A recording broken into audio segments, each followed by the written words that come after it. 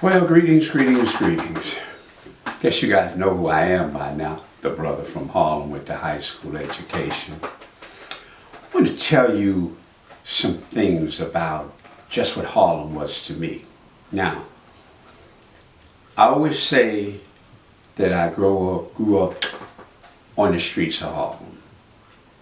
A lot of guys grow up in the streets of their neighborhood, but there's a difference between growing up on the streets of Harlem and growing up and being in the street. Now, I'll kind of break that down a little for you. The stories that I tell you guys are what I saw, I witnessed, and I heard firsthand. That's number one. This is not make-believe, these are not made-up stories. This is what I actually saw, witnessed, heard firsthand. So, the stories that I told you in the beginning were about the people of Harlem and the different things that went on and the different lifestyles of people that surprised many of you. I've gotten a lot of response from a lot of you guys, and I'd like to hear your responses too, that even people that grew up in Harlem say they didn't realize that these things went on. Well, they did. And the only reason why I'm saying is because I saw them, I witnessed them, I heard them. There are a lot of places in Harlem that half the people who grew up in Harlem never heard of, never went to, didn't know they exist. I want to tell you about one place in particular. This place was on 145th Street between Bradhurst and Edgecombe. Now, I saw the coming and goings in this place when I was younger because we lived on 145th Street, but we lived between Bradhurst and 8th.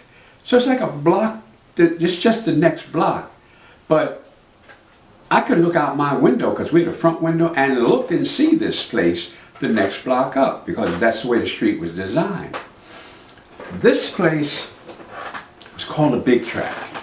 Now, why they called it Big Track, when it got its name, once again, I have no idea. All I know it was there, and I witnessed this. But when I got older and I started working for Ori on 125th Street, and I started meeting the people that weren't on the street, these were people that were in the street. Now the reason why I say there's a big difference, you can grow up on your block all day long and see all these people, and you really don't know what they do, but you have an idea. You don't see how they do it, but you have an idea. They hadn't really told you how they did this thing, but you have an idea. Well, when I started working for Ori, I found out how they did it because I would ask them. Now, a lot of times they didn't tell me everything, and I wasn't looking for everything. I just wanted a little insight on how you all do that. And I asked in a minute, how you do that? But this place called the Big Track was a gambling spot.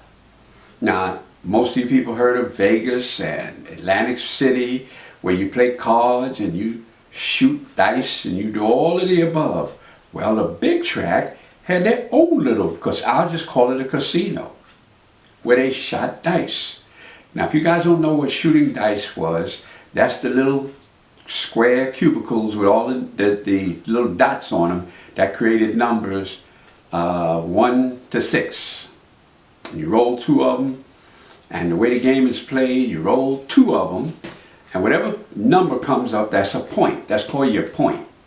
Now, if you roll a 7 or 11, they're kind of like automatic wins. If you roll that on the first roll, well, you win. If you don't roll that, and you roll another number, let's say you roll an 8. Well, combination on the dice will tell you that's your point. So if you roll an 8, you have 6 and 2, 5 and 3, or 4 and 4, that you can make 8.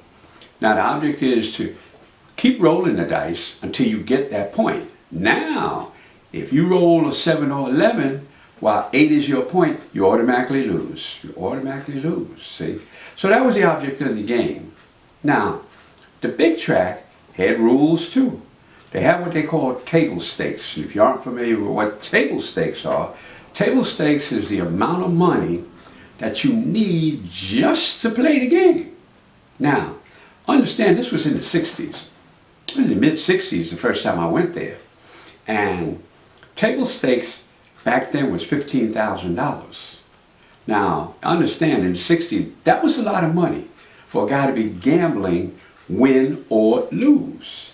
Now, guys like, well, let me put it this way, guys like me, I couldn't afford to even play the game. Plus, I didn't want to play the game.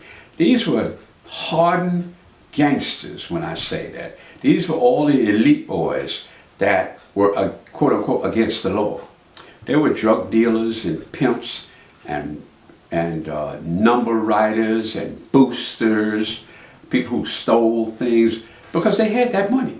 And that's what they went. They went there to gamble this money away. Now, how did I see it? Because I told you guys, they paid me to come deliver their clothes. Now, I wasn't no regular going to the big tracks. I don't think I was up there every night. But whenever they called me, if one of those players needed a delivery, I was his man. I'm going to deliver him stuff.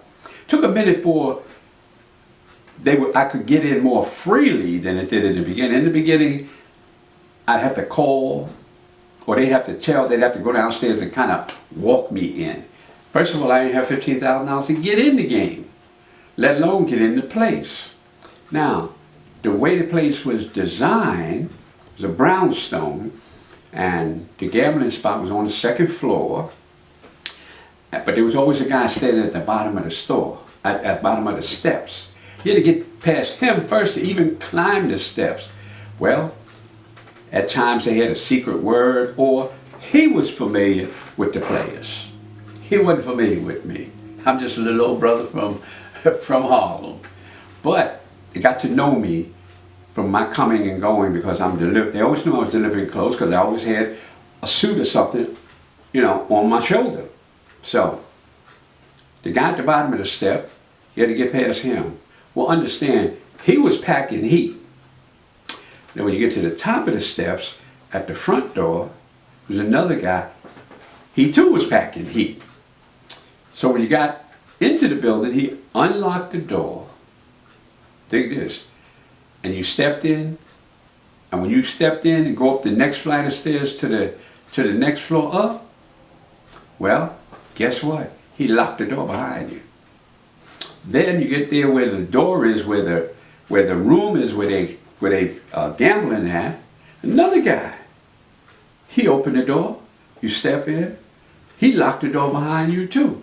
So now you got 3 cats packing heat back in those days just to get in, or vice versa, just to get out.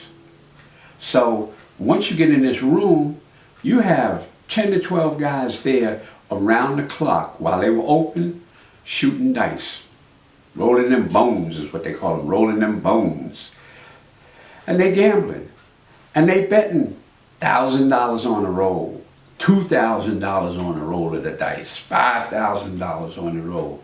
Because you see, even though it was a $15,000 table stake, nobody came with just 15. Because if you came with 15, they'd laugh at you and say, chump, that's all the money you got. Those guys came to play every time with at least $25,000 and up.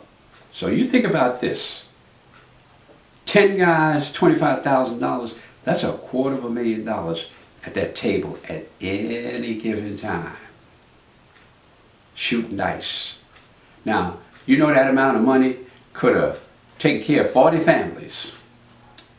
But that's the way it was. This place was called the Big Track. You had to be special to get in. You had to know people, this, that, and the other. I'm going to leave you guys thinking about a gambling joint in Harlem that had that amount of money in it at any given time. I want you all to think about that. Think about the characters that were up there, the players as they're called. Because when I come back, I'm going to tell you about an incident that happened at the Big Track where I was there a half an hour before it went down. Now I witnessed this.